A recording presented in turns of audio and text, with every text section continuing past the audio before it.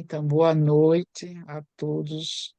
Boa tarde ao Américo, né, o nosso estimado amigo que vem nos orientando, nos ajudando, o Espiritismo da Holanda, né?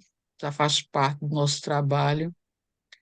E hoje nós vamos continuar com os estudos do livro Os Mensageiros, agradecendo a Deus, nosso Pai, a Jesus Cristo, nosso irmão, que vem nos orientando, nos ajudando com o seu evangelho de amor, paz e de harmonia. Então, a gente vai E começar o tudo nosso bem, você até trabalho acaba aceitando, né, que o, e o o, Google. e o Américo já pode começar o seu trabalho. Tá bom. Bem, boa noite a todos aí na Holanda. São todos da Holanda? Sou da Eu não sei. Áustria. Estou Ah, na tá bom. Áustria. Oi, tudo jóia? Tá bom. Tudo bem? Boa noite a todos. E boa Saudações tarde para você. austríacas. Muito bem. Obrigada. Tudo de bom para vocês. Eu tinha feito uma marcação, mas eu acho que vale a pena a gente retornar alguns conceitos aqui da palestra do Telésforo. No projeto Imagem, a gente não detalhou muito essa palestra, porque é um auditório e os assuntos foram diversos. É claro que a gente fez um resumo da palestra, mas depois, quando fizemos o trabalho com o Orson, a gente passou a ilustrar algumas frases do Telésforo. Então, nós vamos retomar aqui o capítulo 5, tá bom? E a palestra dele continua no capítulo 6. O capítulo 6 chama... Ixi, agora perdi. Advertências profundas. Ele faz algumas advertências no capítulo 6, mas fazendo a palestra ainda. E o André Luiz dividiu o capítulo em dois. Então, eu vou compartilhar com vocês aqui.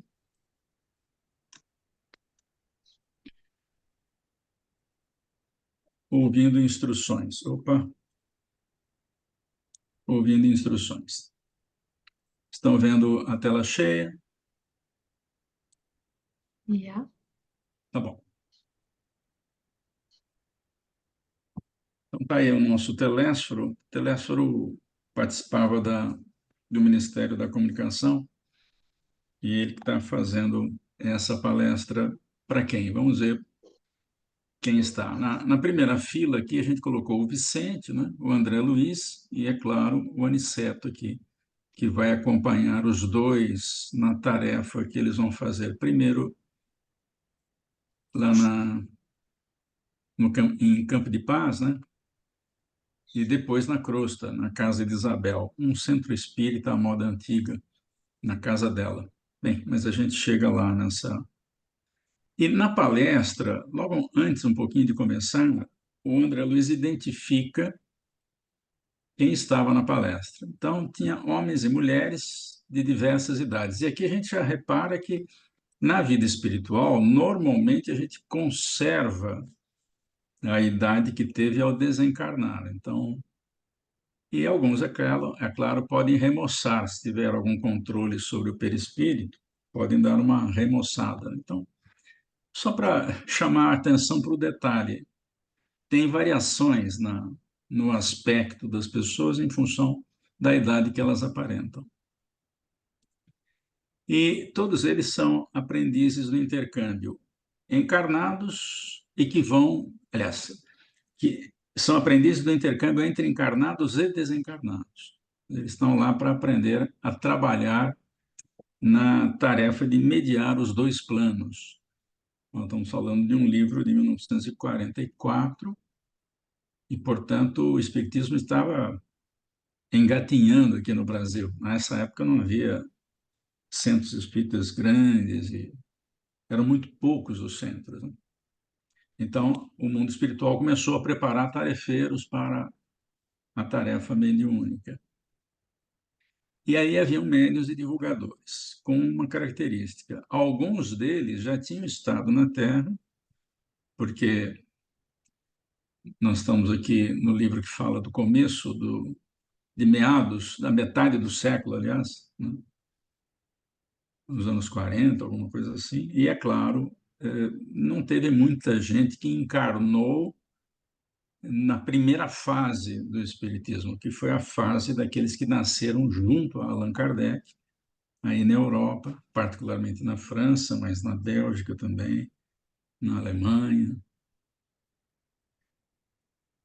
Só que deles, entre médiuns e divulgadores, alguns já haviam falido. Por quê? Provavelmente primeiras experiências, é difícil assumir tarefas mediúnicas, ou era difícil assumir nessa época. Eu acho esse livro fantástico, porque essas pessoas que faliram e que deram o seu depoimento nos ajudam muito a não falir.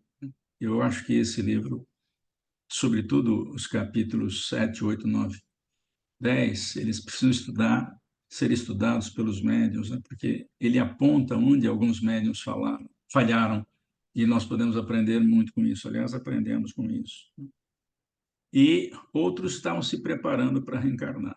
Eram as primeiras noções da tarefa espírita. Um grupo já tinha estado aqui e falhou, e um outro grupo está se preparando. Aliás, desse centro de mensageiros, onde está o André Luiz, a informação é que saem milhares de tarefeiros todos os anos. Isto é, lá nos anos 40 já tinha a quantia de milhares nascendo na Terra, preparados nesse centro de mensageiros. Tem outros centros de preparo, tem também o Instituto da Mulher, Instituto dos Pais, da Medicina. Ele fala exatamente isso nesse livro. A gente vai falar um pouquinho mais sobre isso depois à frente. E na palestra, no início da palestra, o Telésforo conta o seguinte: olha, a mente humana abre-se cada vez mais. Por que ele falou isso? Para o contato com as expressões invisíveis, ou seja, e ele conclui, dentro das quais funciona e se movimenta, dentro das quais funciona e se movimenta. E isso é uma fatalidade evolutiva. Essa fatalidade evolutiva significa que em todos os planetas que fazem a sua jornada, quando o homem chega num determinado patamar, a mente abre, porque é fatal que a gente vai conhecer, por exemplo, as leis de Deus, como reencarnação, mortalidade da alma, e por aí afora. Portanto, em todos os planetas que nascem primitivos e fazem a sua jornada, chega um ponto em que é fatal que a mente se abra e se movimente em outros níveis de entendimento. Isso está previsto acontecer agora, nesse milênio que já começou. Uma outra coisa que ele fala também, que toda expressão religiosa é sagrada, porque ali há tarefeiros que já pertenceram a outros credos, que querem conhecer a doutrina espírita e por isso estão lá se preparando para reencarnar, e outros que já conheciam, desencarnaram, estão reciclando para voltar à Terra, né? Como um movimento superior de educação espiritual. Então, qualquer expressão religiosa é válida. Não há, por isso que o espiritismo não tem preconceito, ou não deveria. Quer dizer, a doutrina não tem preconceito, às vezes os espíritas têm preconceito. A gente pode achar estranho determinado ritual numa determinada religião. A gente esquece que nós já também fizemos muitos rituais em outras religiões, em outros tempos. Então, não há que fazer crítica nenhuma, porque é um processo evolutivo. Lá na frente não vai ter religião, tem as leis de Deus, e a gente segue as leis de Deus, né? Religião é uma coisa que antecede esse conhecimento das leis universais que regem tudo. Aí a gente nem vai chamar mais de religião, na minha opinião. Então, estão aí alguns símbolos de religiões, né? Bem, ele volta no assunto, e o capítulo continua, ele está fazendo a palestra, e aqui ele faz advertências. Na mesma palestra, o mesmo Telésforo, e aqui ele diz o seguinte: capítulo 6. Jesus não exigiu que as criaturas se fizessem imediatamente iguais a ele, até porque ele sabe que isso é impossível, né? Mas fez-se como os homens, para ajudá-los na subida áspera. Então, essa é uma síntese do propósito de Jesus, que não exige que a gente faça o que ele faz, mas dá maior força, né? Tanto que ele diz que vós sois deuses, vocês vão fazer o que eu faço e muito mais. Ele só não diz quando, mas nós vamos chegar lá, né? Uma outra advertência, e essa aqui é muito sutil, né? Colocamos aqui uma família, e inclusive com a servidora da casa e tal, para dizer o seguinte: em nosso derredor, os laços pessoais constituem extenso campo de atividade para o testemunho. Ou seja, o grupo familiar, por menor que seja, esse aqui é um grupo grande, mas por menor que seja, é um campo de trabalho para testemunhar as lições de Jesus, né? O relacionamento entre marido e mulher, filhos, netos, com a servidora da casa. Então, é um campo de experiências que a gente precisa respeitar e aproveitar. Aproveitar. Nós não estamos num local determinado, com determinadas pessoas, sem um planejamento mínimo prévio antes da reencarnação.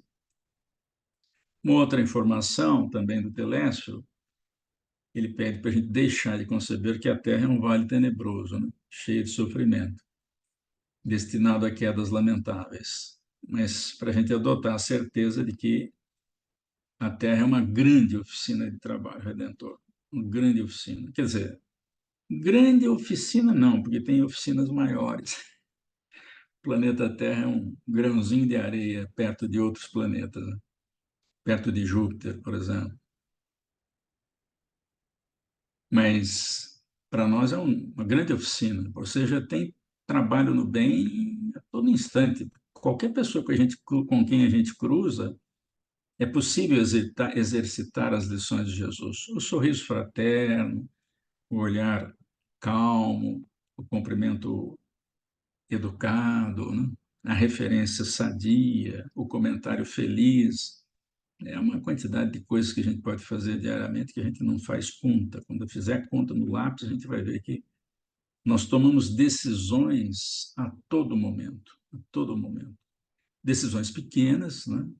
E decisões mais difíceis a todo momento. Eu me lembrei agora de uma frase do Piaget, Jean Piaget, educador italiano, que eu adoro a frase. A frase é sensacional. Ele diz assim: inteligência é aquilo que a gente usa quando não sabe o que fazer. Ou seja, quando a gente está repetindo atitudes, é claro que quando a gente repete com a preocupação de aperfeiçoar, né?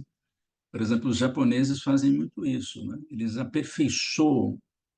Eu vi uma vez uma natural, uma reportagem sobre o cuidado de preparar as refeições. E a gente percebe que os japoneses são experts em colorir o prato, em variar a apresentação, porque eles estão sempre pensando uma forma diferente de apresentar as refeições. Esse cuidado também a gente desenvolve a inteligência. Mas tem gente que repete simplesmente aquilo que faz, e aí, é claro, desenvolve habilidade, mas a inteligência não necessariamente. Então, por isso que o Jean Piaget acertou na mosca, a meu ver. Quando a gente não sabe o que vai fazer e tem que fazer, bem, aí a gente usa, como dizia minha avó, o bestunto. Bestunto é a capacidade de pensar, né? Essa advertência, ela é muito difícil, mas o, o Telésforo falou para todo mundo lá, e diz respeito à atividade mediúnica. E à causa dos desastres mediúnicos. É claro que nós temos que relevar, porque os primeiros médiuns que vieram à Terra nem sabiam direito o que estavam fazendo, né? Aquelas médiuns francesas, a Julie e a Margarete, que ajudaram Kardec na confecção do Livro dos Espíritos, eram mocinhas, uma tinha 14 anos, outra tinha 16 para 17. Não tinha noção do que é mediunidade, mas tinha uma mediunidade fantástica, né? mas temos que entender que o momento era de aprendizado, né? E nós nos valemos desse aprendizado hoje para não errar tanto, né? A causa geral dos desastres mediúnicos é a ausência da noção de responsabilidade e da recordação do dever a cumprir. Alguém pode falar assim, mas a gente esquece o que planejou, eu sei, mas quem se preparou mesmo na vida espiritual tem lá no fundo, no inconsciente, no subconsciente, tem as noções e os valores com os quais encarnou. Eu imagino que nessa assembleia que o Telésforo está presente, tem aqueles que foram mais dedicados ou estão sendo mais dedicados e aqueles que são menos dedicados.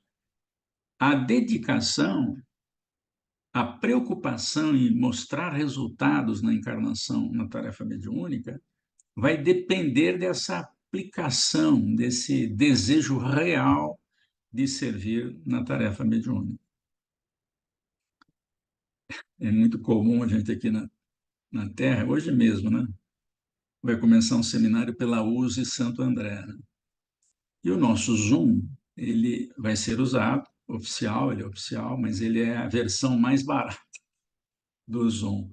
Quer dizer, mais barata tem a de graça, né? A de graça dura 45 minutos a reunião, mas tem um limite, acho que de até 50 usuários.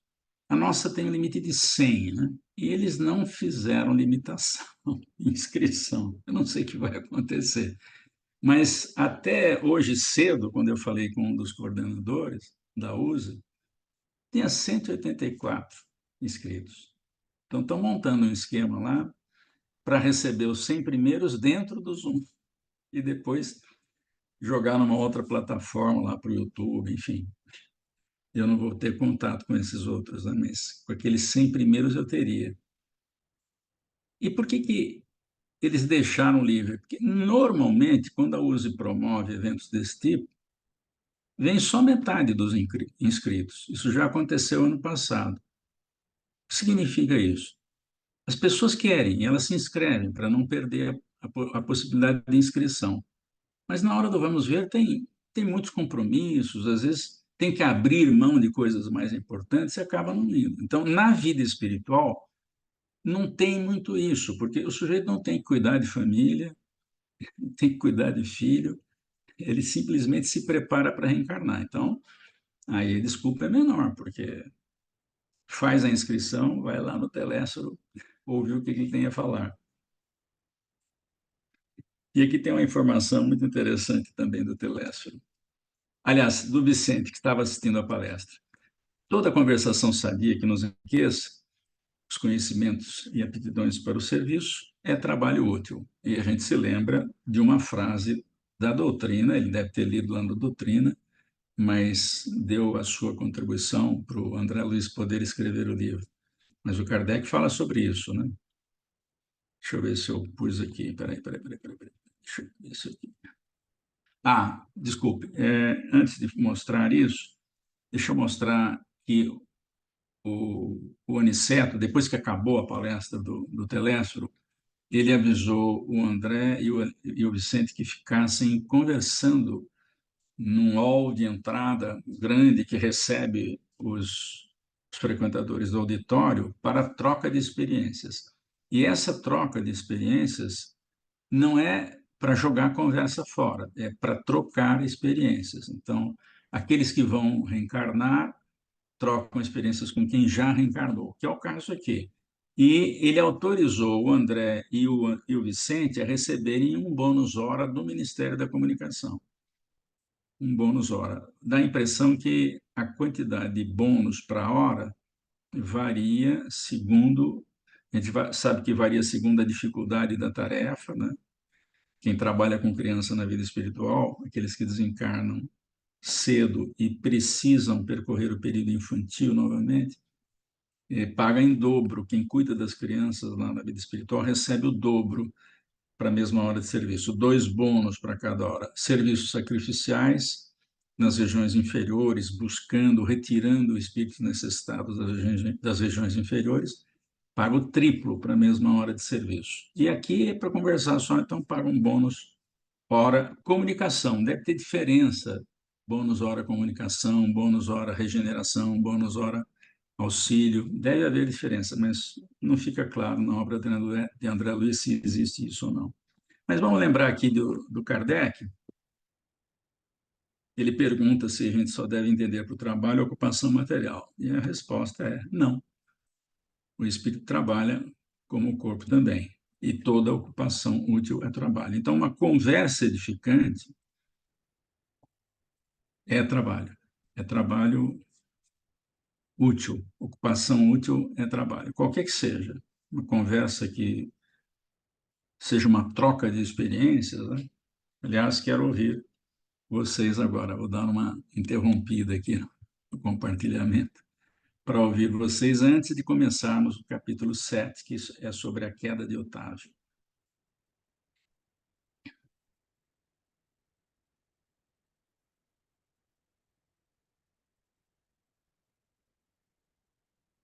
Nobody?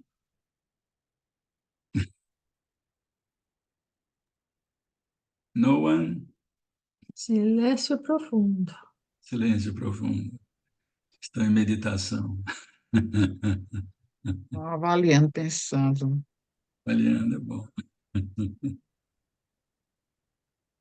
Eu queria muito assistir a palestra do Telésforo. Eu espero assistir quando chegar lá, né? Se ele não reencarnou, né? A Américo, chance... diga. não ficou gravado nenhuma live por aí, no plano espiritual que a gente possa acessar?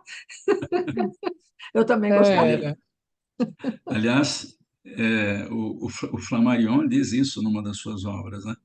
Diz que a história do planeta está toda gravada. A Pois é. gente não entendia hoje, mas hoje a gente entende. Vai que grava na nuvem, né? É, Na nuvem do Criador. os espiritualistas chamam, os espiritualistas dizem que tem um registro a caixa, né? A caixa, uma coisa Isso. assim, que é onde fica É. todas. Então, se a gente tivesse a senha disso aí, talvez a gente acessasse essa palestra do Telésforo. ia ser muito bom. Por exemplo, todas as nossas experiências com imagem, som, movimento, sentimento, fala, está tudo gravado dentro da gente. É com isso que, por exemplo, um espírito obsessor se comunica, ele se acha vítima, por isso que ele está obsedando, porque ele sofreu na mão daquelas pessoas, então ele só lembra da última encarnação, então ele acha que só ele é a vítima. Ora, a gente sabe na doutrina que ninguém é vítima de graça, né? Tem que ter um motivo, né? E quando a gente sugere aos espíritos, é uma sugestão, porque nem sempre é conveniente lembrar o passado, mas para espíritos perseguidores eu costumo usar muito e normalmente a sugestão é aceita. Os espíritos mostram a encarnação que deu origem àquele problema que ele sofreu. E aí não É tem muito argumento, importante. porque enquanto a gente argumenta, não, você precisa perdoar, Deus é Pai, Jesus é bom, Ele nos perdoa sempre, você também tem que perdoar. Eu não quero saber disso, quero descontar no outro que ele sofreu. Agora, quando ele entra em contato com o que ele fez, e ele fez a mesma coisa, aí não precisa explicar. Por quê? O E fica Américo, gravado nele, né? Diga. É, Américo, às vezes é permitido, sou eu, Mônica, Oi, Mônica, fala. às vezes é permitido as imagens, as imagens dentro de uma reunião, de uma prática mediúnica, né? Às vezes vem essas imagens de outrora daquele espírito que está obsidiando ou perseguindo Sim, alguém, e eles sim, mostram, né, um retrô. Quer dizer que existe essa permissão para mostrar exatamente esse retrô do que ele fez. sim, Ah, você está perseguindo ele, mas olha, mas ele fez isso comigo. O que foi que ele fez com você? Olha uma encarnação anterior. Isso eu já tive presente na reunião que o doutrinador, né, não é doutrinador, o dialogador, esclarecedor. ele mostrou na palma da mão como se fosse uma tela mental, porque tinha gente ali também que tinha visão, que estava vendo, e mostrou como se fosse uma placa, uma tela mental na frente dele, e mostrou o que foi que ele fez com aquele que ele estava perseguindo. Eu achei muito interessante, até quando você falou desse filminho que existe, né, entendeu? Que a gente não lembra. Eu achei muito interessante. Eu acho que é permitido, né? Então, exatamente mostrar em alguns casos, porque choca muito, né? Como você mesmo disse, né? A gente não está preparado para ver o que a gente É. fez encarnações passadas, né? E tem um detalhe, Mônica, que é o seguinte: a gente sugere mostrar o passado, mas sem falar para ele, por exemplo, agora você vai ver o que você fez de errado para ver o que é bom para tosse. Não, tem coisa que você precisa lembrar que você não está lembrando. E não diz que é de outra vida.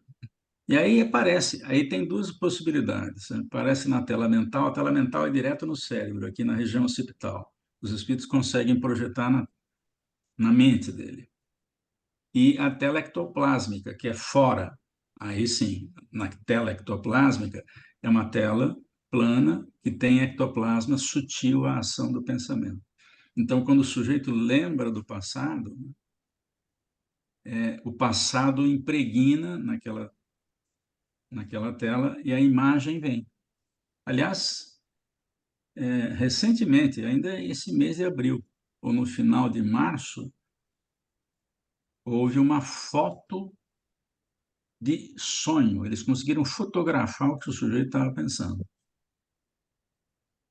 Isso já é uma realidade ainda bem precária, porque a foto não é lá essa perfeição, não é nenhuma foto 4G, 5G, mas 8G, 16G.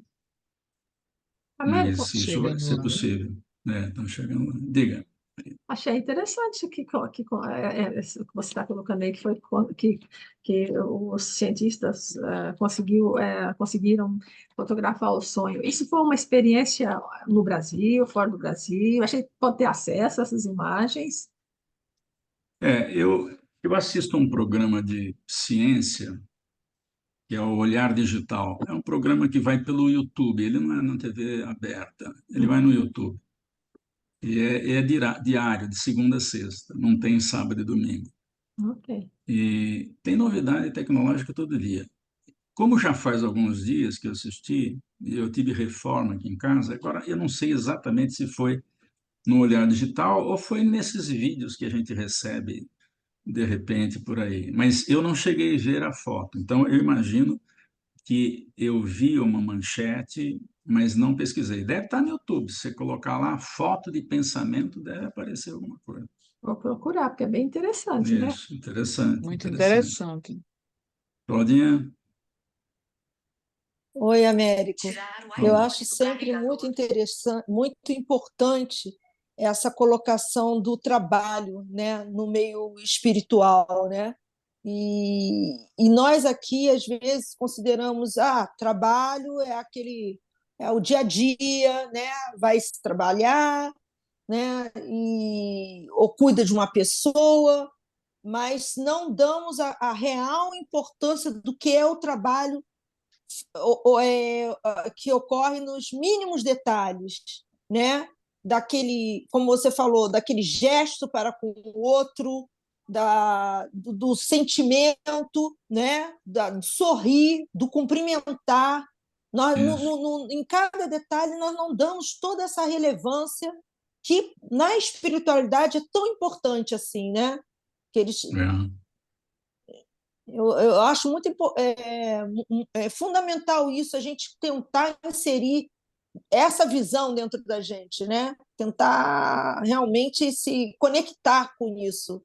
Porque até agora a gente deixa tudo assim muito assim superficial, né? É aquela questão do trabalho mesmo, né? Da materialidade. É. Eu vou contar uma coisa a vocês. Eu aprendi isso com um porteiro aqui do prédio. Por quê? Porque ele faz questão de olhar no olho, falar o nosso nome e cumprimentar. Seu médico, tenha um bom dia. A guarita dele fica um pouquinho mais acima de quando a gente sai do carro da garagem. E agora eu tenho que abaixar, porque estou do outro lado do motorista quando eu saio da garagem. Quando eu entro, estou do lado dele, mais fácil. Eu tenho que fazer isso aqui para olhar no olho dele. Eu tenho feito isso, porque ele cumprimenta de um jeito que eu não cumprimentava. Agora estou aprendendo a cumprimentar melhor. Eu tenho uma pergunta. Eu estava pensando, né? Se a gente desencarna, daí dá para ver o que a gente fez em outras vidas e como que acontece quando a gente faz a regressão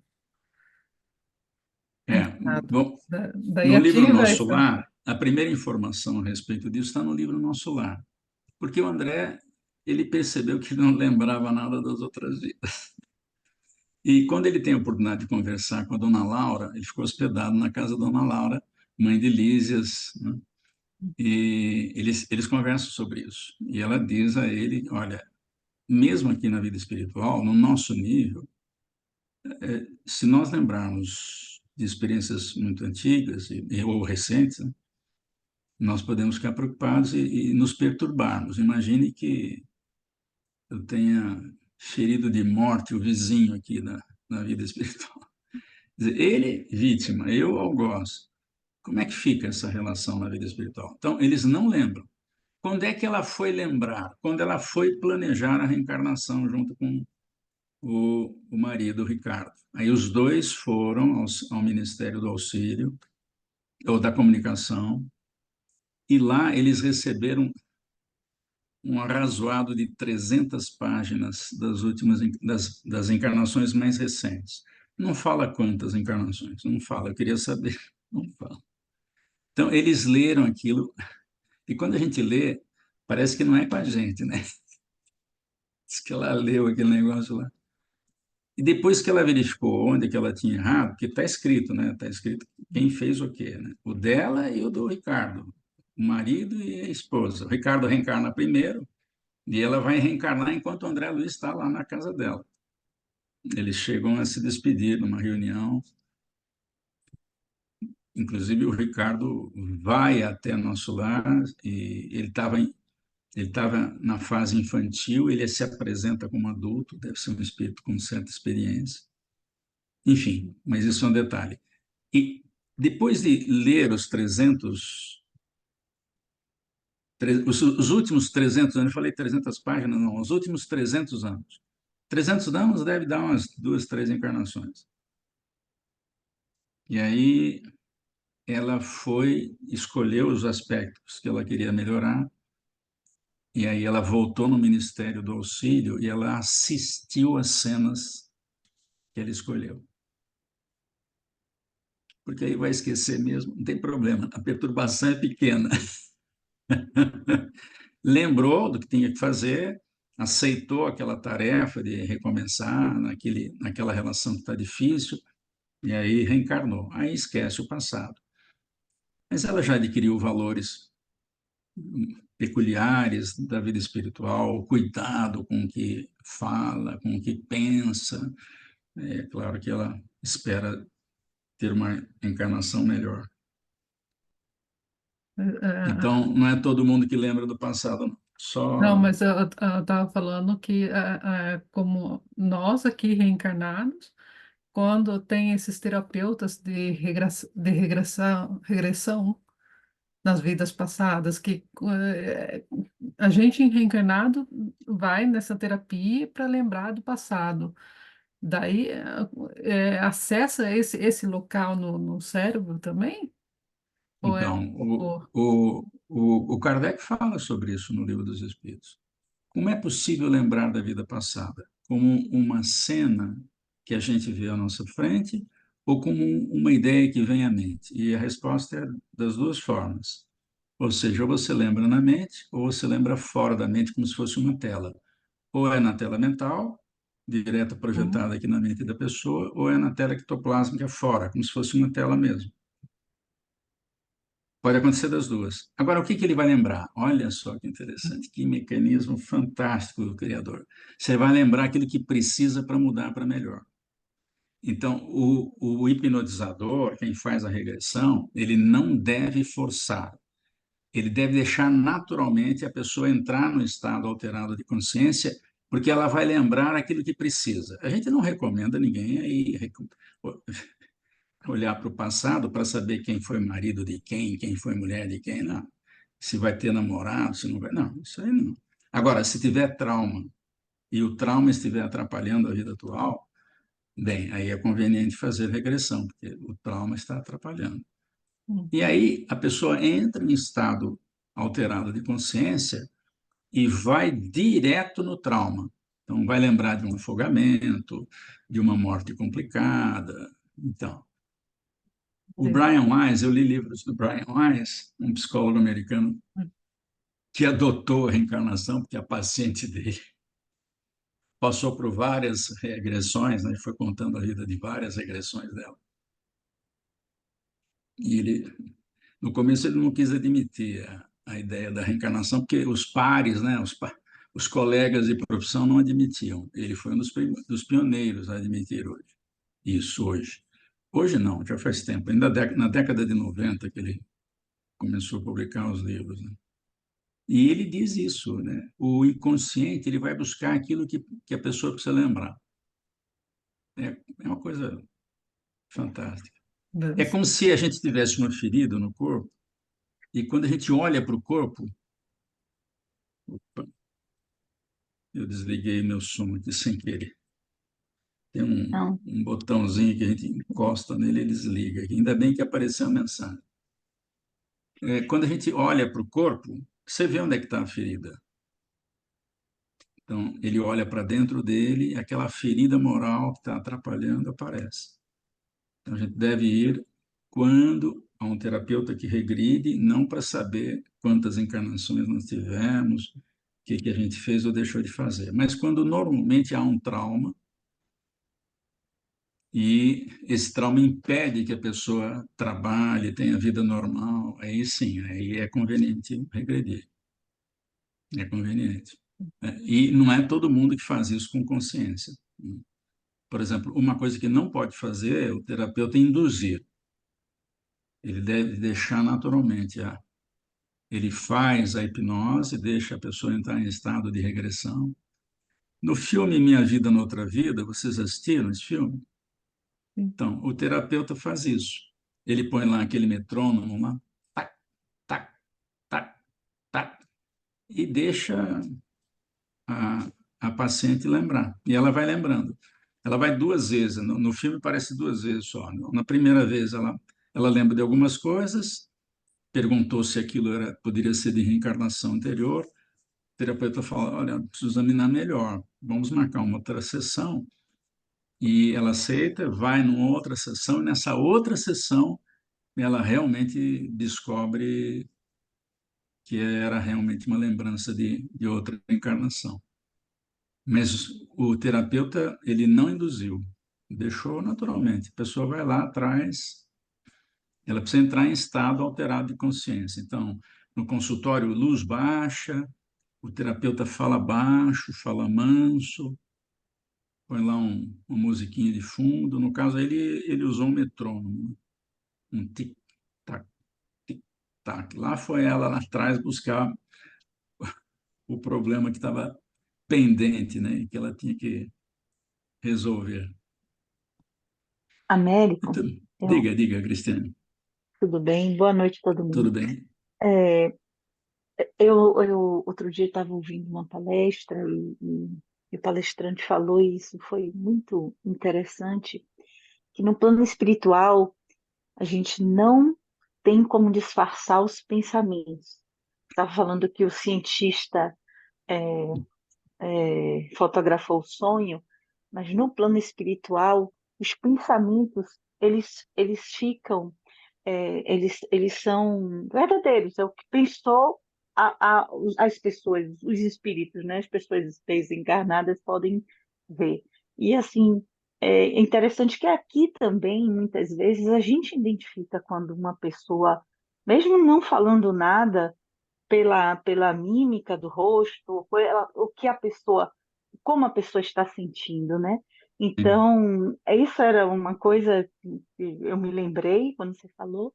E a segunda é sobre essas memórias que o espírito, que o espírito, que nós levamos ou temos, ou que muitas vezes nós que fomos criados tanto na evolução nossa, né, de outras vidas, tanto na culpa, que a gente aprenda a trabalhar para não desencarnar com as culpas, porque o processo de estar encarnado é de aprendizado e não de ficar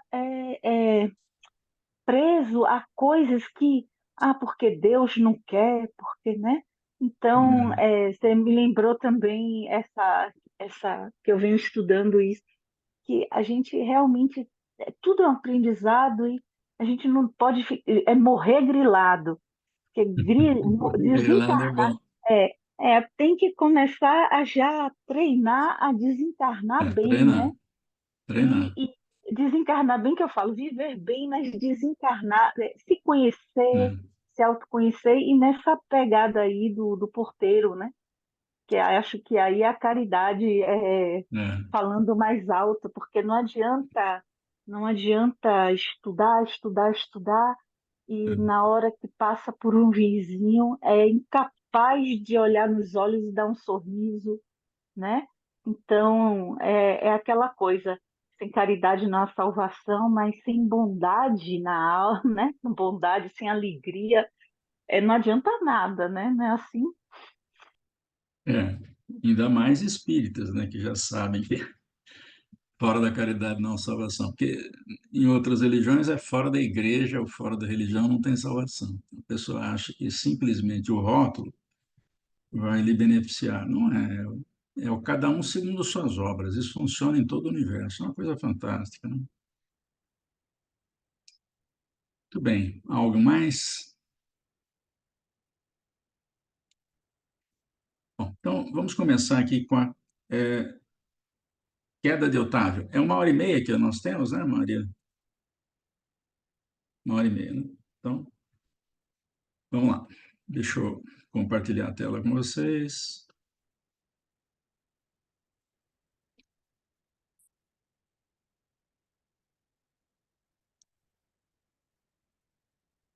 Capítulo 7, a queda do oitavo. Então, acabou a palestra. O que aconteceu? O pessoal todo saiu da sala e acho que estava prevista essa conversa, porque o Aniceto orientou. O Aniceto estava na reunião, estava na palestra.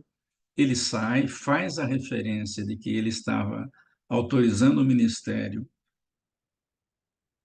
a que eles recebessem um bônus se eles passassem uma hora lá em conversa edificante, né?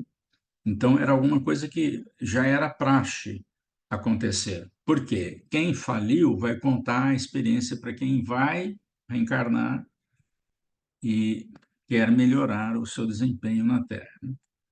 E o Otávio começou, se aproximou, né? E a queda dele foi no sexo. Isso é um problema seríssimo. Então, aqui quem que é quem nessa história aqui? Então, vamos lá.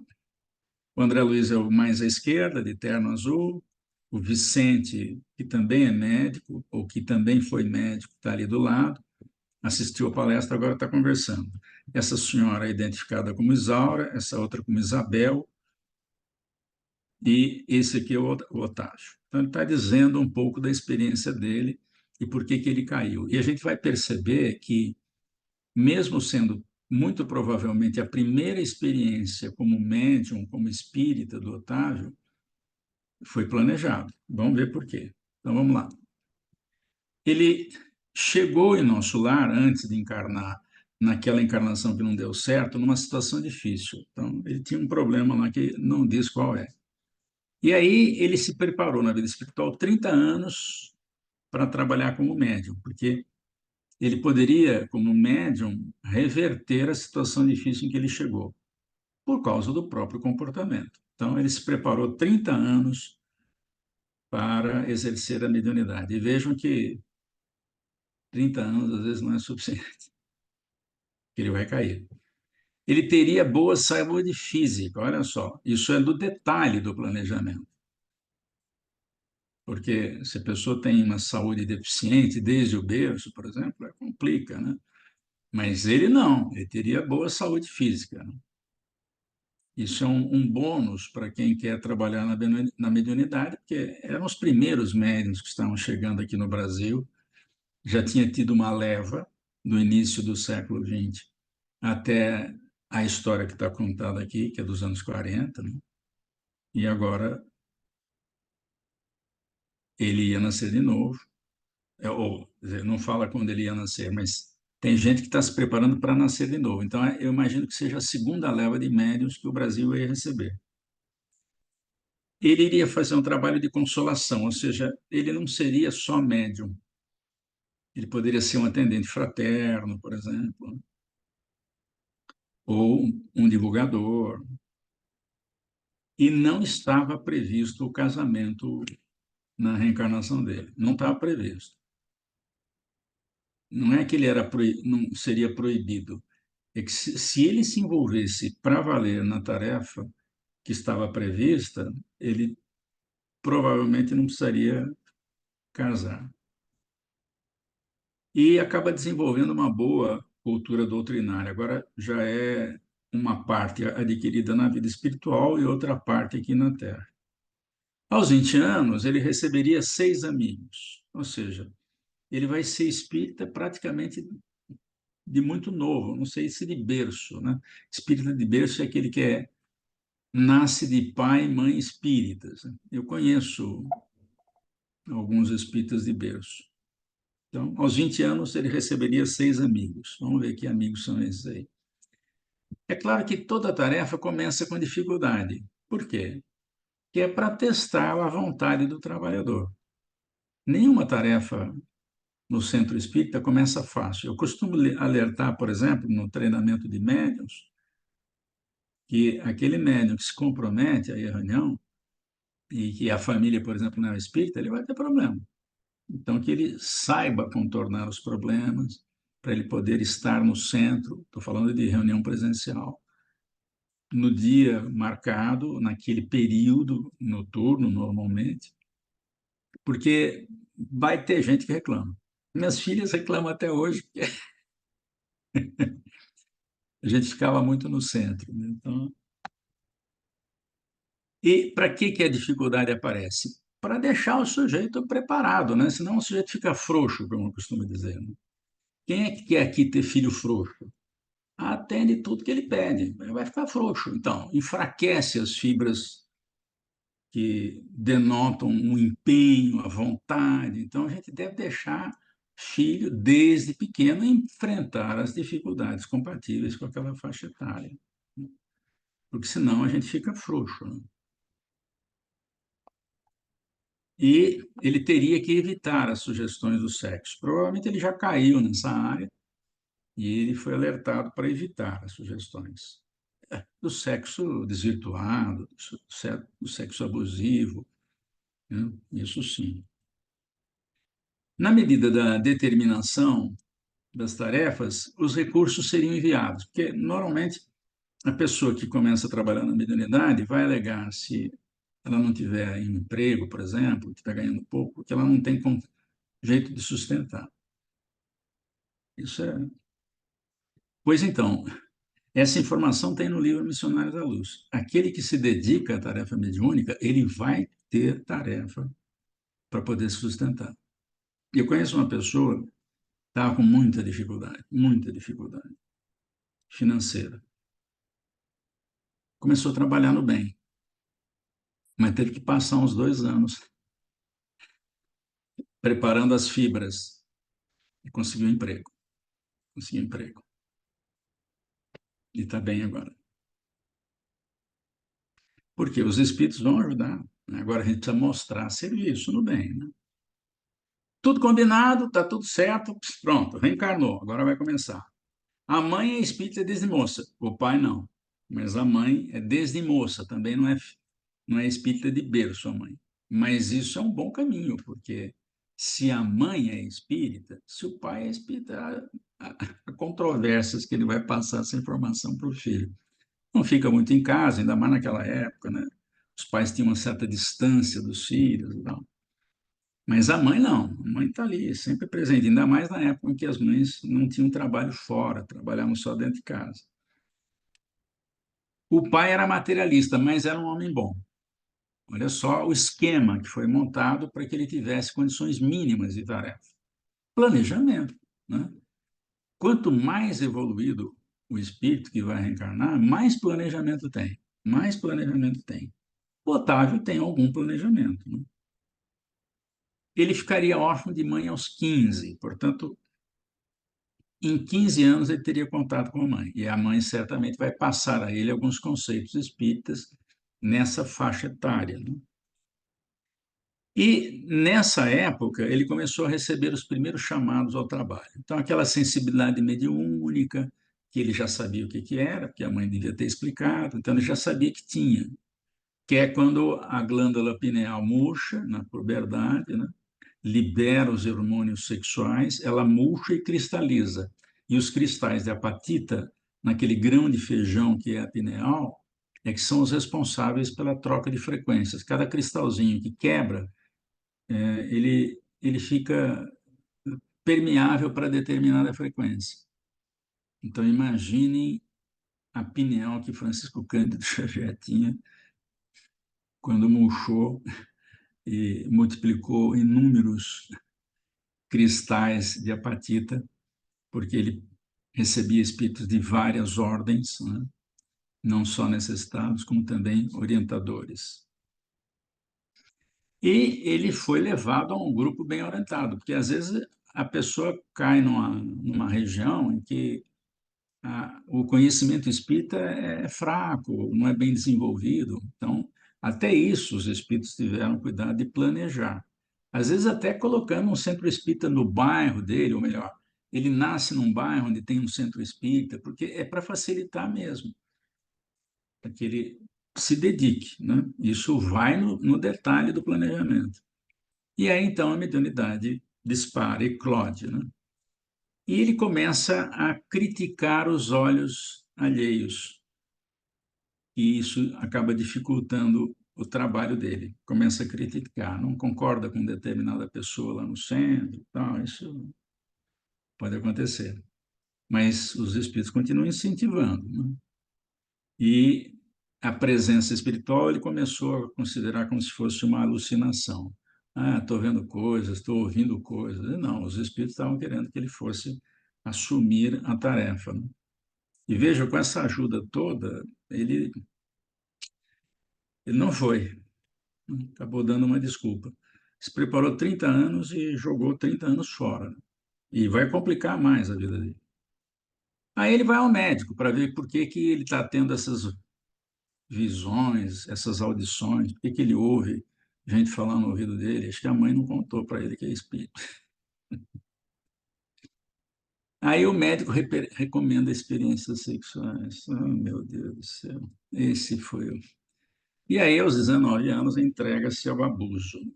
Aí, e afasta-se da casa espírita. Com a morte da mãe, o pai fica com 3 filhos menores. 3 filhos menores. E casa-se de novo e tem mais 3.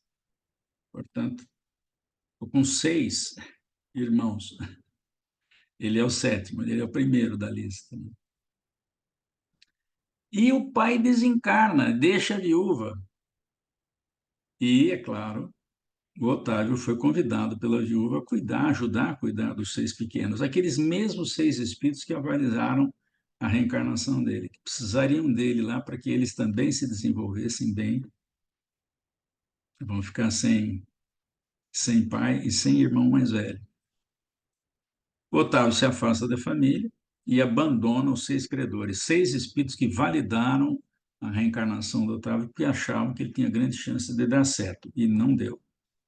É isso que ele está falando aqui. E a gente pediu para o desenhista Mozart Couto fazer um desenho dele saindo de casa, deixando a segunda esposa do pai com 3 filhos menores e os 3 irmãos que eram maiores já. Então ele sai de casa e abandona a família. E tem mais, porque ele vai complicar a vida dele agora mesmo. Ele se envolve com uma mulher, ele é engravida, é obrigado a casar, naquela época não tinha saída, engravidou, tem que casar. E a mulher era uma criatura muito inferior e estava acompanhada de uma entidade muito complicada. E quando ele engravida a mulher, adivinha onde essa entidade foi entrar? No ventre da mulher e nasce como filho dele. E esse cara e a mãe atormentam a vida dele durante 40 anos, aliás, até os 40, né? Estou supondo que ele se ligou a essa pessoa aos 20, né? Porque nos 19 ele começou a desvairar. Então, vamos supor que com 20 ele tenha se relacionado com essa mulher e engravidou. Então, ficou 20 anos sofrendo os tormentos desse filho complicado e dessa mulher complicada. Aí ele desencarna sifilítico e alcoólatra. E não faz absolutamente nada do que planejou. Não conseguiu fazer nada. Olha só a complicação da guerra aqui, né? Isso que é guerra complicada.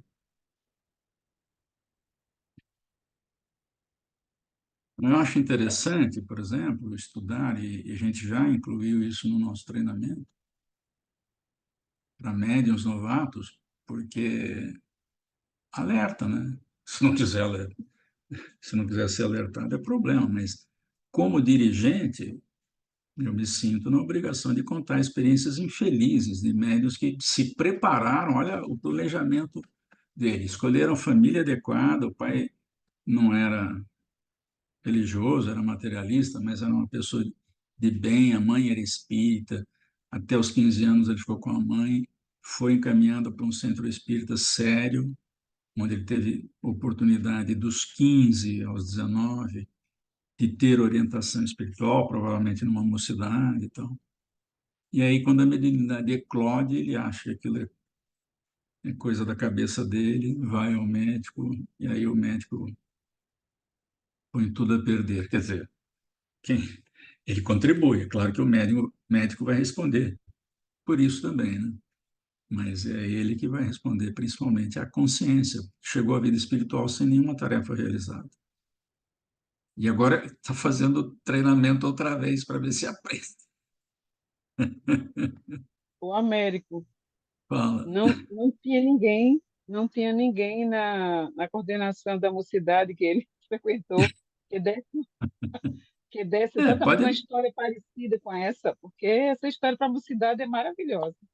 É, pode ser que tenha, mas quando ele achou que aquilo era coisa da ideia dele, talvez ou ele não perguntou para um dirigente lá o que significava aquilo, ou ele não aceitou, ou já não estava querendo mais mexer com isso, porque eu não costumo desenvolver mediunidade de pessoa nova. Acabou de sair da puberdade. Recentemente veio uma mocinha lá, eu queria desenvolver mediunidade. Quantos anos você tem? 17. Minha filha, estuda, se forma, casa, tenha filhos. Quando você tiver minimamente madura, aí você vai desenvolver a mediunidade. Porque nessa faixa que nós estamos falando, 15, 16, 17, 18 anos, os hormônios sexuais estão a toda. E quando a gente Ululantes, ululantes, que se fala. E quando isso acontece, né, a antena mediúnica aberta e o sujeito tendo experiências, principalmente os homens têm liberdade, mas agora as mulheres também têm liberdade, elas que convidam o homem hoje, né? Na minha época não, era só o homem que convidava, né? Mas hoje elas convidam. E nessa fase em que os hormônios estão a 1.000 por hora, eu não desenvolvo mediunidade Eu com acho que ninguém assim. é por isso que algumas casas espíritas sugerem a arte espírita, música, Sim, teatro, música, tudo isso, trabalhado dentro da pintura, evangelização.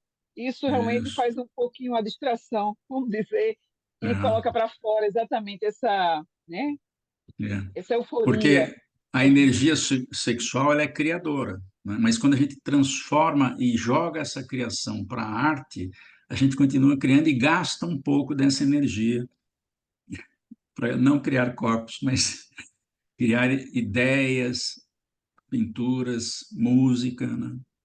Américo, eu, Diga. quando li esse capítulo, quando eu me lembro bem dessa história, eu Sim. fiquei, na época, e agora me lembrei de novo, eu fiquei intrigada. Como é que a esposa, ela tinha uma entidade, né, que no sonho falava com a esposa, ele está indo ele tá indo pro lugar de reza.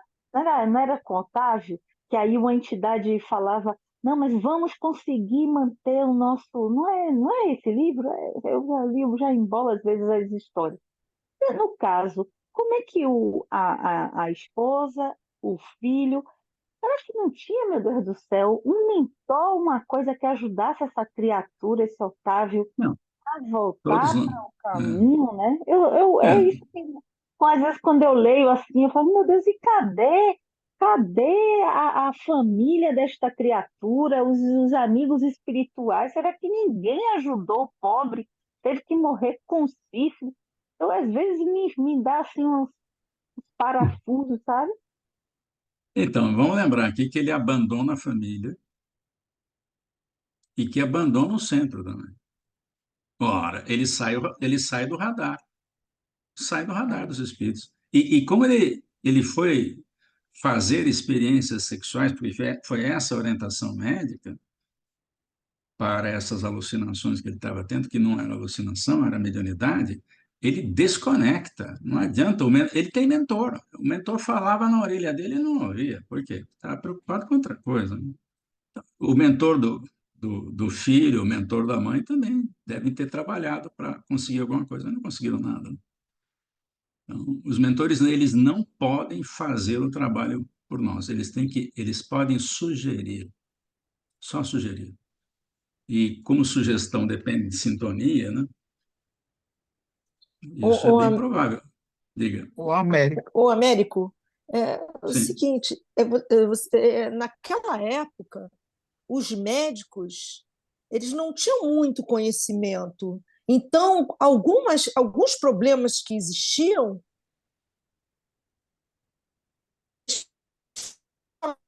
procura uma casa, né, de Isso, mulheres, né? Porque o seu isso, problema. isso. Então, acho que até o próprio médico, coitado, dentro Sim, da ignorância sim, dele, não tem muita responsabilidade, porque ele nem espírita era e não, estava dando sim, conselho claro, que estava claro. dentro do patamar dele de aconselhamento, né? O Américo que, sei lá, ele subverteu aquela ideia, né? No caso, Sim, sim, sim. ele simplesmente, né?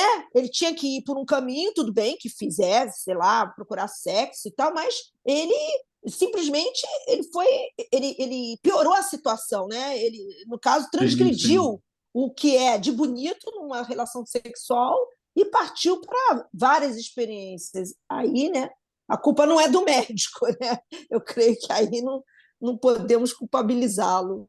Eu talvez tenha culpado, mas eu fiz uma indelicadeza, porque Jesus sempre recomendou não julgar. A gente sabe da história, a gente não tem as peças todas do quebra-cabeça.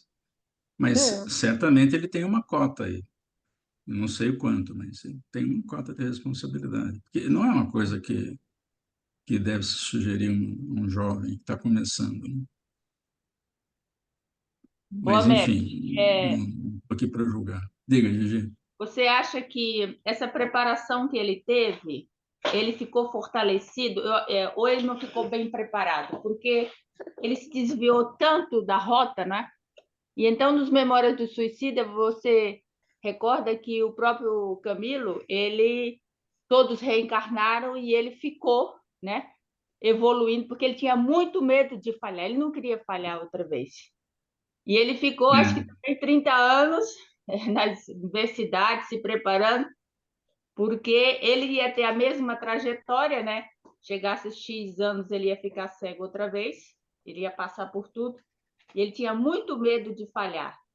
E então eu fico pensando, será que. Porque ele pode ter ido da escola, como muita vez a gente vai, mas entra pelo ouvido e sai pelo outro, né? E ele exatamente. não ficou tão fortalecido, ele não. Ele ficou ele mesmo, eu acho, nessa reencarnação. Porque se ele já veio de uma reencarnação falha, ele me parece que ele continuou sendo o mesmo Otávio da outra encarnação. A gente não tem todas as peças dessa história, mas Tem seguramente opiniões, né? Sobre o que. ele escorregou. E qualquer de nós pode escorregar também. Então, É. é bom que eu tenho É, que agradecer o Otávio, porque ele nos ajuda a contar essa história para um monte de gente que está começando. Nós somos gratos a ele, porque eles foram os pioneiros da mediunidade no Brasil. Então, nossa É gratidão muito está. importante, muito elucidativo, Américo. E é um livro muito profundo, todos os livros, é toda a obra de André Luiz, na realidade. E quando você estuda, quando eu estudei, eu li foi uma coisa, quando eu estudei foi É outra. outra. Eu senti Exatamente. o peso da responsabilidade, né? De Tudo é como a gente responsabilidade. tem necessidade de enfrentar as dificuldades, que a gente para, muito pelo contrário, por conta das dificuldades. Mas é o contrário, é totalmente diferente. É da outra maneira, a gente precisa enfrentar as dificuldades, que é através delas que a gente vai ter forças. Esse livro foi muito importante para mim. São obras que a gente vai estudar e vai colocar, pôr em prática, porque ler e Uhum. estudar é muito fácil, né? Agora, o mais difícil é você começar a executar, trabalhar para você, né? É um É livro que que faz você parar realmente para pensar, como médio, principalmente, como dirigente também, a uhum. responsabilidade, e como trabalhar com médios também, não é, Américo? Que também não é fácil, Não é fácil. precisa Não é ter esse fácil. conhecimento, ler, estudar para conhecer, saber o que é médios Não é também, fácil. né? Você E como muito dirigente. provavelmente, essa é a nossa primeira encarnação como espíritas, né? Então, a gente tem o direito de errar, né?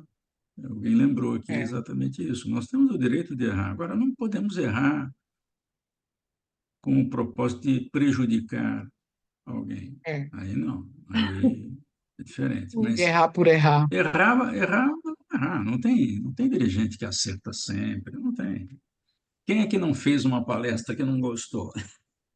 Vira e mexe, eu faço uma palestra, caramba, não gostei da palestra que eu fiz. Deixei de falar isso, deixei de falar aquilo, falei uma coisa que não devia. Agora mesmo, eu falei, fiz uma crítica ao Otávio, O que não Américo, devia fazer. Diga, o Américo. É, diga. você falou que provavelmente é a nossa primeira vez como espírita, né? Nossa primeira reencarnação como espírita. Eu, às vezes, fico pensando que eu já passei pela Holanda e fiz muita besteira no espiritismo. Se fui espírita ou se eu só atrapalhei, eu não sei. Mas eu tenho a sensação que eu andei Pode aprontando por acontecer. aí. Pode acontecer. Aí Ô, então Américo, nasceu no eu não Brasil vou. para depois ir lá para corrigir. Corrigir. Agora, a gente também não tem certeza disso, né? Fala Não. Maria da Silva. Não, eu ia dizer, não é para te conformar, não. Hum, Mas, no meu ponto de vista, não foi tão grave o seu erro, não. Agora eu que vou lhe julgar. Eu acho que a forma que você colocou de uma forma seguinte, né? Eu pensei assim, né? Que a gente também é responsável, né? Somos responsáveis sim, pelas outras pessoas, né? Pelo encaminhamento que nós fazemos também com elas, né? A gente encaminhá-la para um bom caminho ou para um mau caminho. Eu entendi o que você é. colocou, sua colocação, Você entendi você completamente. sabe, eu faço atendimento fraterno desde antes da pandemia, desde 1999, quando a pessoa que fazia isso desencarnou abruptamente. Num dia, ela se sentiu mal e partiu. E ele era o presidente do centro, e nós tivemos que assumir o centro, naquela confusão, quem faz o quê e tal. E não tinha ninguém para fazer atendimento fraterno. Lá fui eu fazer uma coisa que eu não queria de jeito nenhum. Primeiro que eu achava que eu não sabia, né? E não sei mesmo, porque atendimento fraterno precisa ter experiência, né? Eu sei que, por exemplo, o pessoal que trabalhava no CVV, o Centro de Valorização da Vida, tinha curso para fazer, mas hoje tem curso para fazer atendimento fraterno, mas quando eu comecei não tinha, foi no grito. Agora, a gente tem uma certa capacidade de observação, mas tem hora que você recebe uma pessoa, tem um caso tão complicado, eu penso assim comigo, caramba, o que eu vou falar para essa pessoa? Eu não sei o que eu vou falar para ela, não sei. E por mais que a gente tenha intuição, se a gente não medita, não se prepara mesmo, tem hora que não sai informação nenhuma. Tem horas que eu fico, caramba, o que eu vou falar? É, E agora, inclusive, depois da pandemia, tem um monte de doença que está aparecendo que não tinha, um monte de doença autoimune Falei, meu Deus do céu. Claro, mando tomar passe, isso eu faço, mas às vezes a pessoa quer algo mais, eu não sei dizer, não sei dizer por que que ela está assim. E às vezes é até chato dizer, você fez coisa errada na outra encarnação. Não posso falar isso, né? Quando eu falo, eu coloco a mim mesmo nisso. Os problemas que eu tenho, eu dei origem. Então, eu preciso saber, eu falo como se fosse eu. E espero que a pessoa entenda, né? Eu preciso fazer o meu melhor daqui para frente.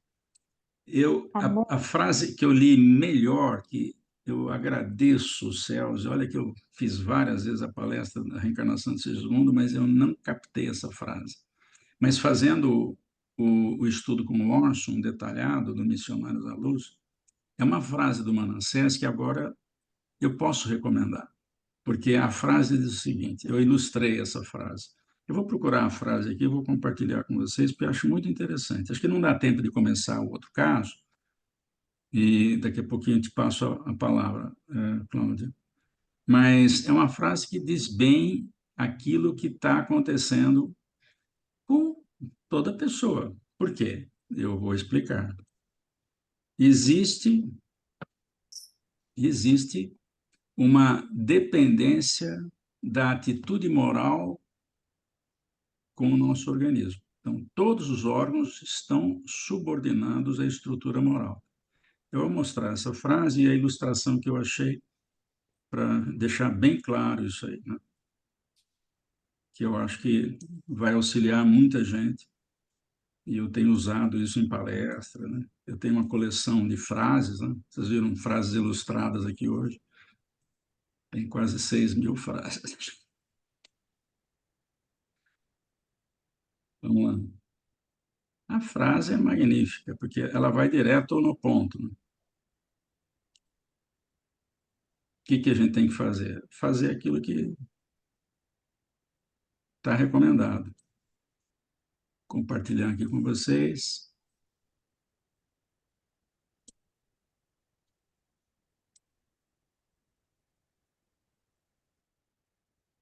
Essa é a ilustração. Então, todos os órgãos, né?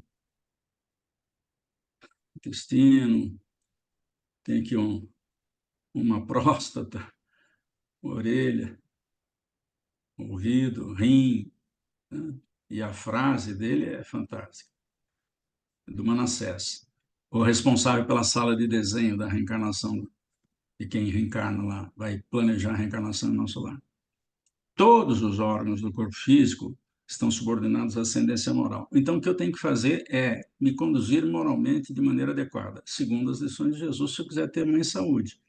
Agora, como a gente já nasce com algo estragado, porque já fez coisa errada lá no passado, o problema é não estragar daqui para frente mais do que está estragado. Então,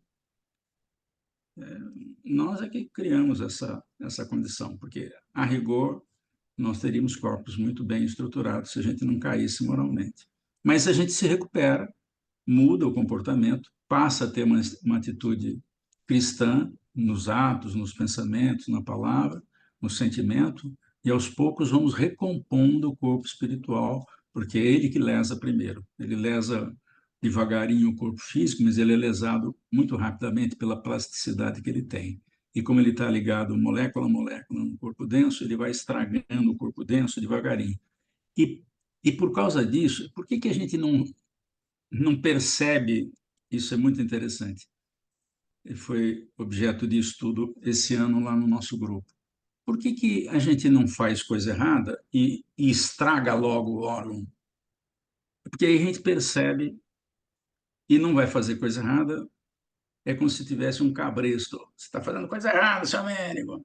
E Deus não, Ele dá liberdade para a gente ficar com o mérito da ação e para exercer livre-arbítrio.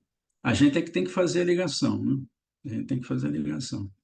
Por isso que as doenças demoram para chegar no corpo físico. Elas já estão instaladas, às vezes, no perispírito. É por isso que muita gente vai ao médico.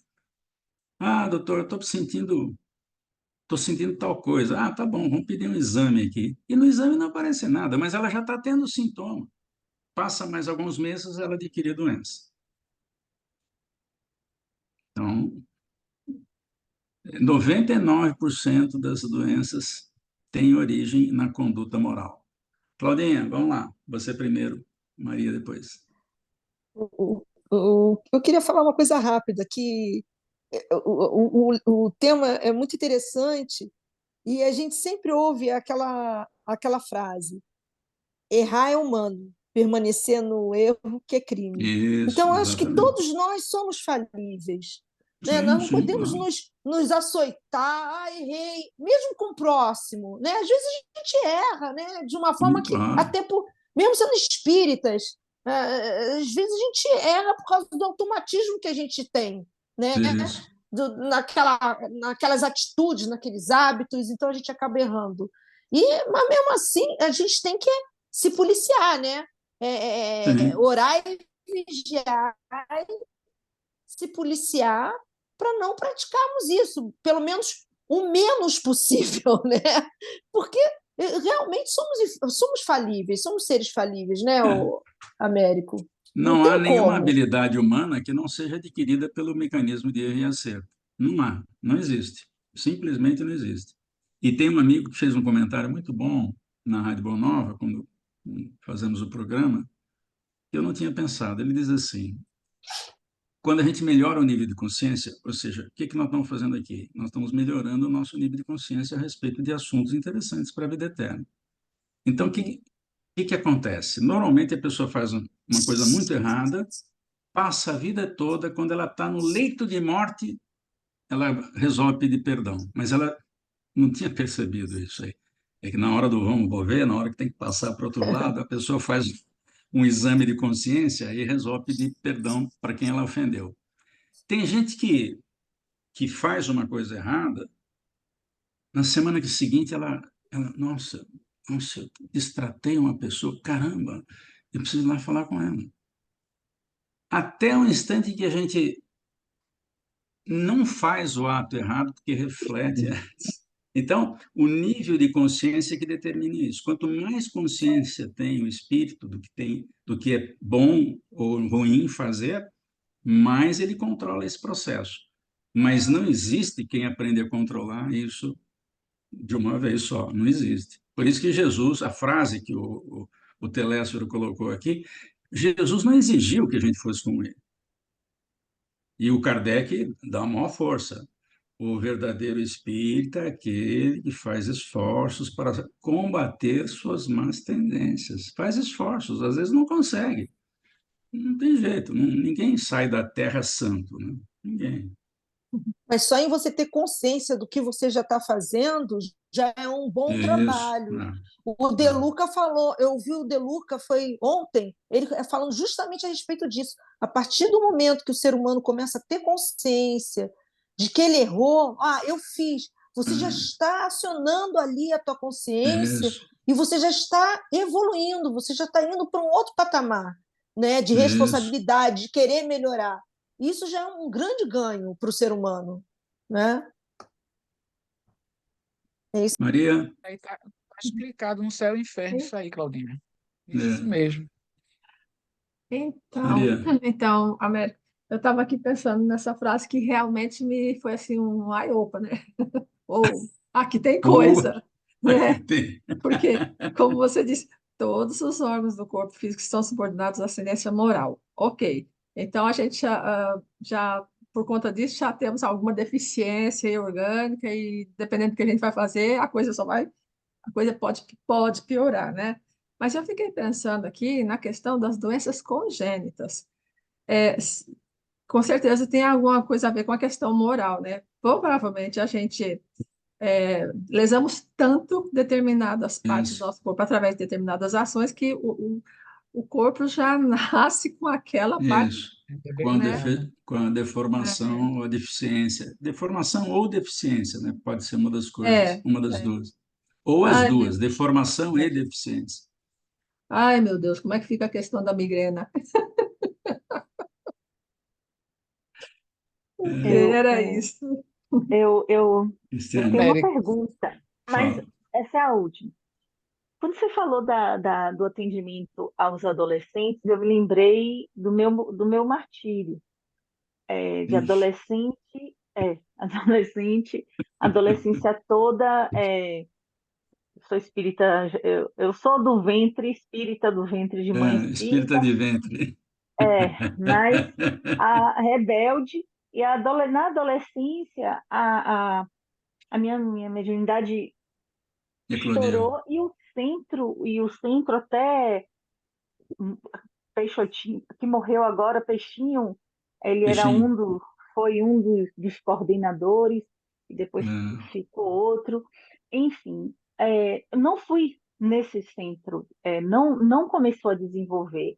Só que a mediunidade era tão ostensiva que nossa. quando eu fui a um outro centro, levada num processo obsessivo a um outro centro, eu tinha 19 anos, e o dirigente falou, não, já tá bom, já tem estudo demais, vamos trabalhar essa mediunidade. Então, assim, só pincelando que eu entendi quando você falou que por causa dos hormônios, a mocidade, principalmente É. quando a pessoa quer desenvolver, mas nos processos, como no meu caso, Como o seu e a, caso é complicado. é, que a mediunidade de incorporar de tudo Eclode, apareceu, eclode, né?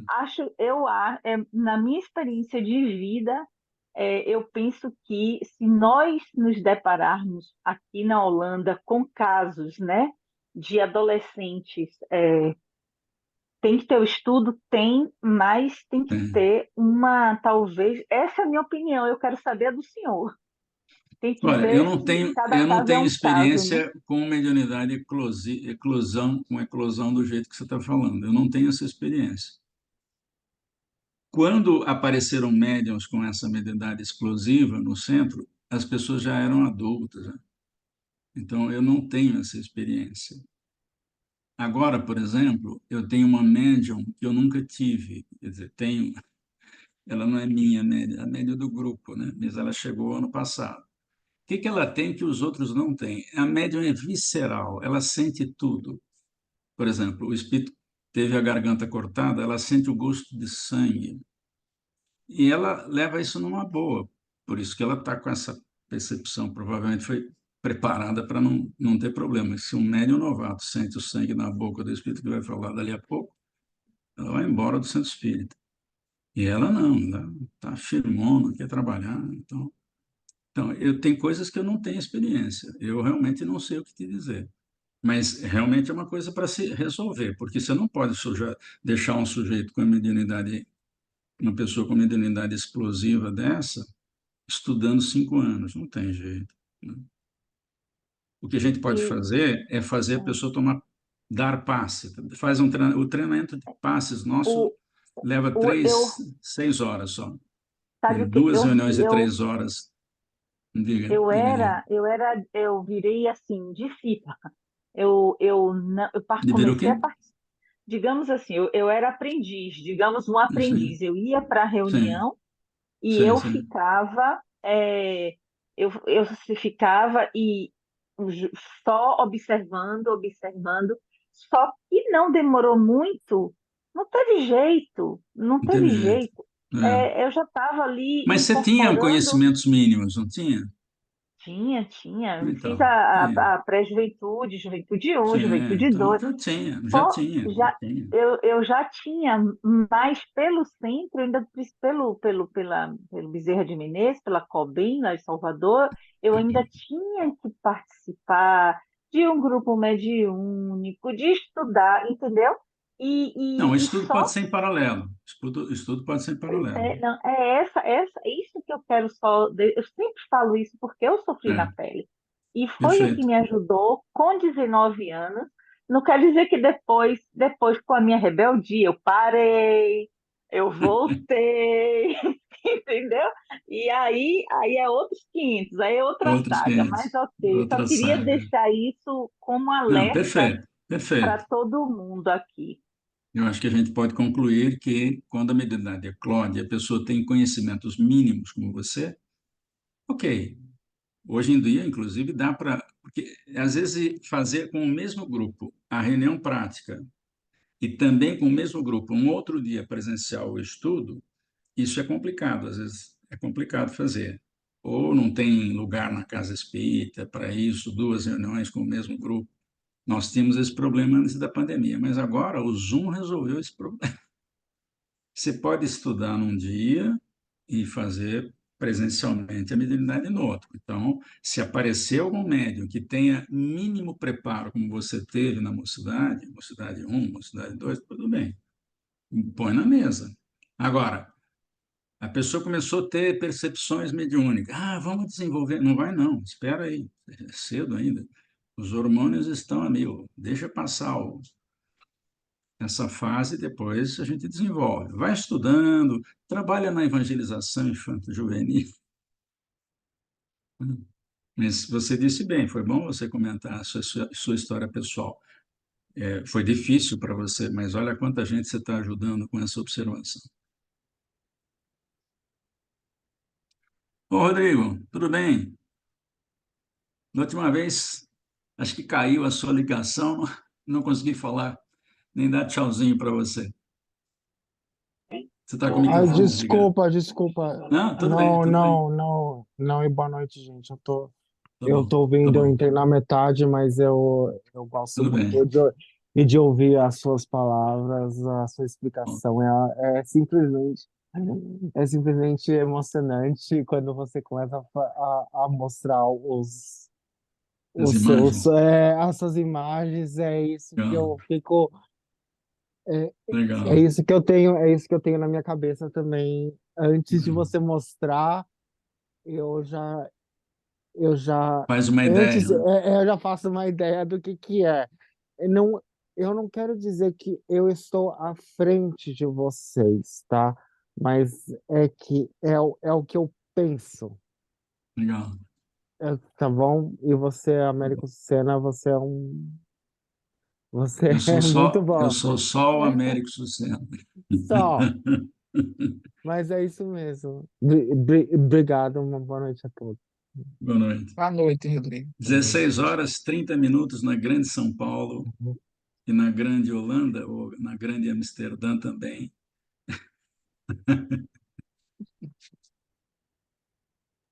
Na bela Holanda. Então, Américo, Diga. tem algum, mais uma pergunta? Quer falar mais alguma coisa com o Américo? Mas a gente vai se encontrar ainda no próximo mês, né, Américo? Sim, claro, tem Na última muito quinta-feira assunto. para a gente A complementar o última, nosso trabalho. sim, vai complementar nunca. Não chega. Estamos no capítulo 8 agora, vai começar o 8º. São Eu já, 20. eu fiquei assim parada. Eu escutei você falando que era a última, eu disse, como assim a última? Não, a última não. Então, A Américo, é uma última, alegria. não, a gente pode marcar outro encontro. Não está marcado, não tem nada marcado no segundo semestre. A gente pode marcar, não tem problema. Eu também gosto muito de estar com vocês aqui na Holanda. Acho que ficamos marcados até junho. Não foi isso, Junho, Américo? isso, até Vou junho. olhar minha Até agenda lá a aqui. gente talvez Junho. acabe, mas Pronto, então. vamos ver, porque tem maio e junho, só 2 meses, são 3 horas. Em 3 horas eu não sei se a gente faz todos os outros Você capítulos, passa a sua seriam 13, disponibilidade né? para a gente. Tá bom. Muito obrigada, Américo. Muito Obrigado, esclarecedor. Claudinha. Tá bom? Obrigado pela Obrigada, sua meu. Boa contribuição. noite. Boa A gente noite. Boa aguarda você Boa noite. passar a noite. disponibilidade. Se você estiver livre, Ótima Tá, semana. o segundo semestre eu não tenho nada marcado exatamente por isso. Eu concentro, não abro o segundo semestre. então tá Aí ótimo. quem sai na Então frente vamos. primeiro já pede lá 1, 2 quartas-feiras, né? Que é o dia que. Quintas-feiras, aliás. Então, eu já Não sei tem Américo, como problema nenhum. é aí, Então a Maria. gente vai marcar, Américo, certo? A Tá gente vai bom. encerrar para. só uma Tão coisinha, bom, só uma né? coisinha. Américo, não Oi, esquece, nós Maria. temos duas coisas, dois eventos marcados no segundo semestre, hein? Sim, temos sim, é verdade. Eu marquei porque a Holanda tem prioridade. Uau! A Holanda agradece. Mas é Ai, domingo, tá né? bom. Com você é domingo, não é isso? Eu acho que é no Não, final. Maria? Acho que é Não, domingo, né? Não? eu não É sei se é no fim de quarta-feira? semana, não. Eu não sei se é no fim de Não? semana, não. Eu confirmo depois, porque É. nós temos outras coisas marcadas também. Mas tudo bem, tá? Tá bom. Para a gente vai ser sempre durante a semana mesmo, Américo. Tem problema, Então a gente tem vai te problema. deixar agora fazer o que você tem para fazer. E você está vendo como é importante esse trabalho com a gente, né? Grandioso demais, elucidativo demais, todo esse conhecimento. A gente sabe que você Desligou o microfone. desligou. Isso. É. Após 86 anos da publicação do Livro dos Espíritos, nós tivemos a oportunidade de conhecer algo mais, né? Sobre a vida no mundo espiritual, né? Agradecendo a Deus, a Jesus Cristo, né, por isso, e que a gente possa fazer uso, bom uso de todo esse conhecimento, né? Somente Sem os dúvida. médios ostensivos, os médios também latentes. O importante é observar todo esse ensino, todo esse conhecimento, né?